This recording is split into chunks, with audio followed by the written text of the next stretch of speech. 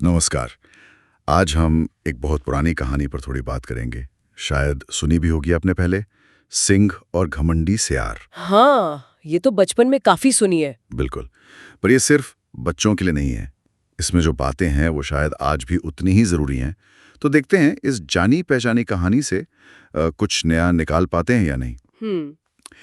कहानी शुरू होती है एक जंगल से, घना जंगल।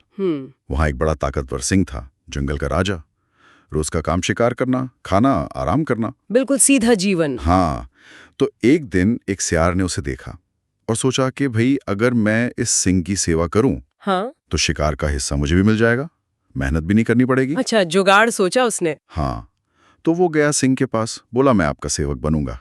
सिंह भी ठीक है, मान गया। हाँ, और यहीं से मतलब कहानी का असली हिस्सा शुरू होता है ना। सही कहा। शुरुआत में तो सब ठीक था, सियार के लिए तो बहुत बढ़िया था। हाँ, सुरक्षा भी और खाना भी बिना किसी मेहनत के। बिल्कुल। सिंह शिकार करता, दोनों मिलकर खाते। सियार की जिंदगी तो आसान हो गई थी। लेकिन अक्सर होता है ना, जब चीजें बहुत आसानी से मिलने लगती हैं हाँ।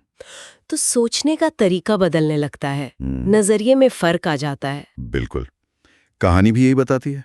धीरे धीरे सियार के मन में एक अजीब सी बात घर करने लगी। क्या? उसे लगने लगा कि ये जो सिंह इतना ताकतवर है, इसमें कहीं न कहीं मेरा भी हाथ है। अच्छा, मतलब उसे ऐसा क्यों लगा? शायद वो सोचने लगा कि भाई सिंह को खाना तो मेरी वजह से मिल रहा है, या शायद मैं ही असली ताकतवर हूँ। ये तो क्लासिक केस है। जब आप किसी ताकतवर के साथ रहते हैं हाँ। तो कई बार उसकी ताकत को अपनी समझने लगते हैं। वो मुफ्त का खाना, वो आराम, शायद उसकी बुद्धि पर पर्दा डाल रहा था। सही।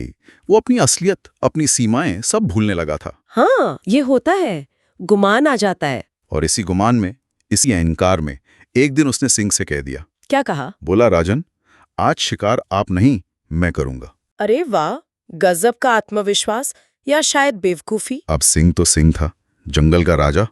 वो हंसा। उसे समझाया भी कि भाई ये तुम्हारा काम नहीं है, तुम्हारी ताकत मेरी जैसी नहीं है, तुम नहीं कर पाओगे। पर उसने रोका नहीं उसे, सिर्फ चेतावनी दी। हाँ, रोका नहीं, कहा ठीक है, जाओ कोशिश कर लो। ये भी सोचने वाली बात है। सिंह ने उसे जाने क्यों दिया?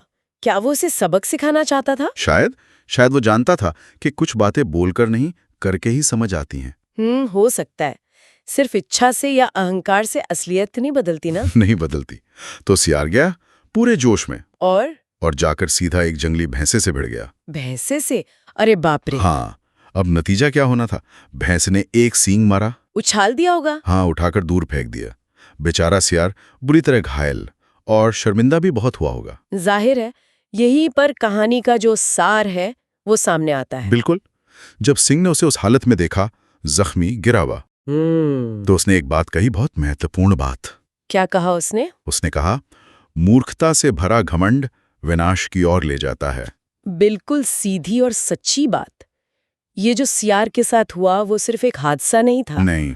ये उसके अहंकार का नतीजा था, अपनी हदों को न पहचानने का नतीजा था। उसने खुद को कुछ और ही समझ लिया था। सही कहा। हकीकत और अपनी कल्पना में वो फर्क करना भूल गया था। तो अगर हम कहानी की सीख देखें, हाँ। सीधी सी सीख, तो यही है कि भाई अपनी सीमा पहचानो, हम्म। घमंड मत करो, वरना मुसीबत खुद बुलाओगे।